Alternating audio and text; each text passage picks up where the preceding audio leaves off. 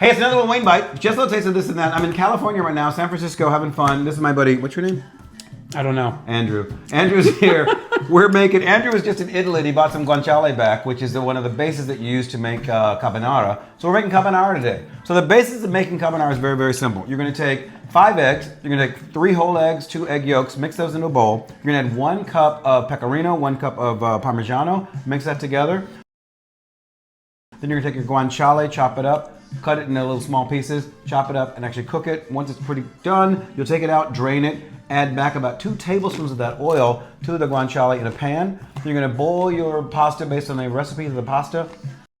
Add that to the guanciale, get it all mixed together, and then you're going to pour back the cheese and egg mixture and mix it all together until it's all nicely blended, and you're going to put it in a bowl, and that is going to be your carbonara. That's how you make it. Yeah. Thanks for your help. I'm going to devour all of that. Really good in your assistance in how we put it together. It's really good. Anyway, so guanciale is actually the cheek part of the pig itself. It's like there's a flavor to it that's got a lot of fat to it, which you want. You want to blend that together. But the combination of that, a little of the oil in your pasta is a good element, and it's just a really amazing flavor. So that is our version of it. We use a tagliatelle we got from the pasta supply company here in San Francisco. Wonderful store. Here's a photograph of it, and it was actually really good.